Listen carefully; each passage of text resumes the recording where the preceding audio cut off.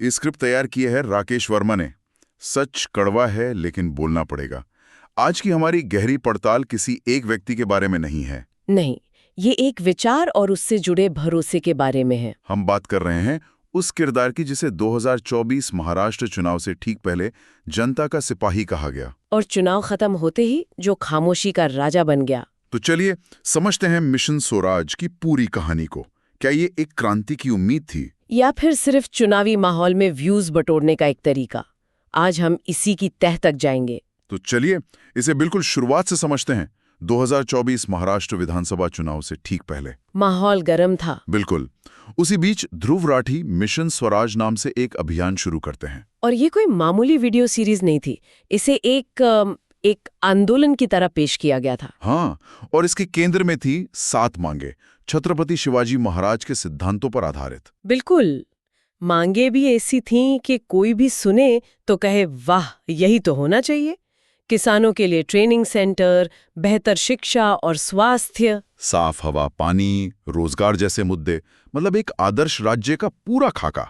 पर यहाँ एक दिलचस्प बात यह है कि ये सिर्फ एक वीडियो नहीं था। नहीं, ये महाराष्ट्र की 6 प्रमुख राजनीतिक पार्टियों को एक खुली चुनौती थी। अच्छा, मतलब सीधा चैलेंज। हाँ, और वादा ये था कि जो भी पार्टी इन 7 मांगों को मानेगी, अपने घोषणा पत्र में शामिल करेगी, उसके लिए 25 मिलियन सब्सक्राइबर से वोट मांगे जाएंगे। 25 मिलियन, ये तो बहुत बड़ा नंबर है। बहुत बड़ा।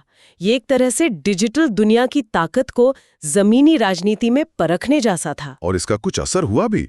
कुछ नेताओं ने, जैसे उद्धव ठाकरे ने, इसे स्वीकारा भी। हाँ, स्वीकारा, और उससे एक वाइब तो बन गया था। ऐसा लगा कि शायद इस बार चुनाव विकास के मुद्दों पर होगा। एक उम्मीद जगी थी, है ना, कि शायद अब पार्टियां जवाबदेह बनेंगी। बिल्कुल, लेकिन यहीं से कहानी में एक बहुत बड़ा मोड़ आता है। यहाँ से बात और भी दिलचस्प हो जाती है। चुनाव हुए और नतीजे बिल्कुल उलट आए। बिल्कुल। महायुति गठबंधन, मतलब बीजेपी, शिंदे शिवसेना, अजित पवार एनसीपी, उन्होंने तो क्लीन स्वीप कर दिया। हाँ, 235 सीटों के साथ भारी जीत हासिल की। और वो पार्टियां, महाविकास अघाड़ी, जिनकी कुछ नेताओं ने मिशन को अपनाया था, उनका क्या हुआ? वो सिर्फ 49 सीटों पे सिमट गई। तो यहाँ सबसे बड़ा सवाल खड़ा होता है, सोशल मीडिया पर बना वो ध्रुव राठी वाइब, वो वोटों में क्यों नहीं बदल पाया? देखिए, ये एक बहुत महत्वपूर्ण सवाल है और इसका जवाब ऑनलाइन दुनिया और जमीनी हकीकत के फर्क को दिखाता है। तो ये मिशन स्वराज का वाइब शायद शहरी पढ़े लिखे युवाओं तक ही सीमित रह गया। बहुत हद तक। महाराष्ट्र के ग्रामीण इलाकों में, जहां आज भी स्थानीय मुद्दे, जातिगत समीकरण और नेताओं से व्यक्तिगत जुड़ाव ज्यादा मायने रखता है, वहां तक ये वाइब शायद पहुंचा ही नहीं। मतलब ऑनलाइन ट्रेंड्स और हैशटैग जमीन पर मौजूद कार्यकर्ताओं और बूथ मैनेजमेंट का मुकाबला नहीं कर पाए। सही पकड़ा। चुनाव सिर्फ हवा पर नहीं जीते जाते हैं ना, उनके लिए एक मजबूत संगठनिक ढांचा चाहिए होता है। तो संक्षेप में कहें तो वाइब अपनी जगह था, लेकिन वोट जमीनी हकीकत के हिसाब से पड़ा। ठीक है, तो चुनाव खत्म हो गए, नतीजे आ गए, एक नई सरकार सत्ता में थी। एक ऐसी सरकार जिसने मिशन स्वराज को औपचारिक रूप से कभी स्वीकार ही नहीं किया था। तो अब सवाल उठता है कि उस मिशन का क्या हुआ, उस जवाबदेही का क्या हुआ जिसका वादा किया गया था? और यहीं से कहानी का सबसे विवादास्पद हिस्सा शुरू होता है। बताइए। चुनाव के बाद नवंबर 2024 से लेकर आज दिसंबर 2025 तक लगभग 1 साल बीत चुका है। 1 साल? हाँ, लेकिन जीतने वाली महायुति सरकार की तरफ से मिशन स्वराज की 7 मांगों में से किसी पर भी कोई ठोस प्रगति का सबूत नहीं मिला है। कोई भी सबूत नहीं? ना किसानों के ट्रेनिंग सेंटर पर कोई बड़ी घोषणा हुई, न सरकारी स्कूलों के कायापलट पर कोई रिपोर्ट आई, कुछ नहीं। 1 मिनट, लेकिन क्या सरकार की जवाबदेही बनती है, जबकि उन्होंने तो वादा किया ही नहीं था? असली सवाल तो उस सिपाही से होना चाहिए ना? आप बिल्कुल सही जगह पर आए हैं, जिसने जनता से जवाबदेही मांगने का वादा किया था। बिल्कुल। असली मुद्दा फॉलोअप का है। चुनाव के ठीक बाद 17 नवंबर 2024 को ध्रुव राठी ने एक वीडियो जारी किया था। अच्छा, तो फॉलोअप वीडियो आया था? हाँ, आया था, और उसका टाइटल था mission Swaraj accepted, what's next. उसे देखकर लगा कि चलो अब जवाबदेही का अगला चरण शुरू होगा। लेकिन उस वीडियो में था क्या? क्या उन्होंने जीतने वाली सरकार से सवाल पूछे? यहीं पर तो पूरा खेल है। उस वीडियो में उन्होंने मिशन स्वीकार करने वाली पार्टियों, मतलब जो हार गई थीं, उनसे एक कमेटी बनाने और 3 महीने की डेडलाइन में काम शुरू करने की बात की। क्या? मतलब उन्होंने जवाबदेही उन लोगों से मांगी जिनके पास अब कोई सरकारी ताकत ही नहीं थी। यही तो बात है। ये तो ऐसा हुआ जैसे आप मैच हारने वाली टीम से पूछ रहे हैं कि आप अगली बार ट्रॉफी कैसे उठाएंगे, जबकि ट्रॉफी तो जीतने वाली टीम ले जा चुकी है। तो ये एक तरह से मुद्दे को भटकाना नहीं हुआ।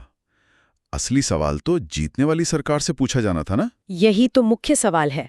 उस एक वीडियो के बाद जीतने वाली सरकार से जवाबदेही को लेकर उनके चैनल पर पूरे 1 साल तक एक भी बड़ा फॉलोअप वीडियो नहीं आया। एक भी नहीं। एक भी नहीं।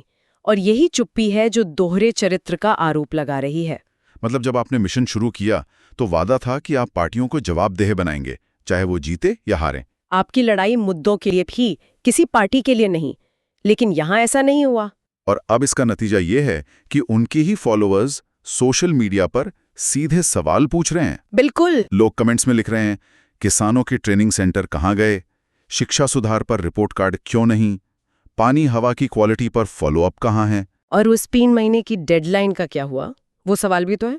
एक कमेंट तो मुझे लगता है इस पूरी भावना को बताता है। लिखा था, भाई चुनाव के पहले वीडियो झरने की तरह और चुनाव के बाद सूखा क्यों। ये सवाल बहुत कुछ कहता है। तो यहाँ सीधे सीधे भरोसे का सवाल खड़ा हो जाता है ना। बिल्कुल। जब आप खुद को जनता का सिपाही कहते हैं तो लोगों की उम्मीद होती है कि आप चुनाव के नतीजों से ऊपर उठकर जनता के मुद्दों के लिए लड़ेंगे। आपकी लड़ाई किसी पार्टी के जीतने या हारने पर निर्भर नहीं होनी चाहिए। एक सच्चे एक्टिविस्ट और एक पॉलिटिकल कमेंटेटर में यही तो फर्क होता है। सही कहा। एक एक्टिविस्ट सत्ता में कोई भी हो, जनता के मुद्दों पर दबाव बनाए रखता है, उसकी लड़ाई निरंतर चलती है। लेकिन यहाँ तो जैसे ही मिशन को समर्थन देने वाली पार्टियां हारी, उसके बाद उस मुद्दे पर गहरी खामोशी छा गई। और इसीलिए ये सवाल उठना लाजमी है कि सिपाही जनता का था या सिर्फ एक चुनावी नैरेटिव का। लेकिन एक तर्क ये भी दिया जा सकता है कि मतलब जब मिशन को मानने वाली पार्टियां ही सत्ता में नहीं आईं, तो फिर फॉलोअप करके क्या फायदा होता। देखिए, ये एक अच्छा पॉइंट है, लेकिन ये एक्टिविज्म के मूल सिद्धांत के खिलाफ जाता है। लोकतंत्र में विपक्ष का काम भी तो सरकार पर दबाव बनाना होता है। सही बात है। उस सिपाही का काम ये हो सकता था कि वो हारी हुई पार्टियों को विपक्ष के तौर पर उन मुद्दों को विधानसभा में उठाने के लिए प्रेरित करते। वो जीतने वाली सरकार की नीतियों का विश्लेषण करके बताते कि वो मिशन स्वराज से कितनी दूर हैं। मतलब जवाबदेही मांगने के 1000 तरीके थे, लेकिन चुना गया खामोशी का रास्ता। तो क्या ये अभियान सिर्फ एक विशेष राजनीतिक विचारधारा के पक्ष में माहौल बनाने के लिए था? ये आरोप भी तो लग रहे हैं। देखिए, हम किसी की मंशा पर टिप्पणी नहीं कर सकते, लेकिन जो तथ्य सामने हैं वो ये दिखाते हैं कि जिस आक्रामकता के साथ चुनाव से पहले अभियान चलाया गया, वो आक्रामकता चुनाव के बाद पूरी तरह गायब हो गई। और जब एक्शन और शब्दों में इतना बड़ा अंतर दिखता है तो ऐसे सवाल उठना स्वाभाविक है। भरोसे का संकट यहीं से पैदा होता है। तो आज की इस गहरी पड़ताल में हमने देखा कि कैसे मिशन स्वराज एक बड़ी उम्मीद के साथ शुरू हुआ। उसने ये भी दिखाया कि डिजिटल मीडिया में राजनीतिक विमर्श को बदलने की कितनी क्षमता है। हाँ, क्षमता तो है। लेकिन चुनावी नतीजों के बाद जवाबदेही की कमी के कारण यह अभियान सवालों के घेरे में आ गया। जनता के सिपाही की छवि चुनाव के बाद की खामोशी में कहीं खोसी गई। और ये घटना सिर्फ एक कंटेंट क्रिएटर के बारे में नहीं है, ये हम सभी के लिए एक जरूरी सवाल छोड़ जाती है। इस डिजिटल युग में जब कोई ऑनलाइन आंदोलन खड़ा होता है तो उसकी जमीनी जवाबदेही की जिम्मेदारी किसकी है? क्या ये जिम्मेदारी सिर्फ उस आंदोलन को शुरू करने वाले की है या हम सबकी है जो उसका हिस्सा बनते हैं? और सबसे महत्वपूर्ण सवाल, जब चुनावी वाइब और व्यूज का दौर खत्म हो जाता है तो क्या हम उन मुद्दों को भी भूल जाते हैं जिनके लिए वो वाइब बना था? ये एक ऐसा विचार है जिस पर हम सबको मंथन करने की जरूरत है।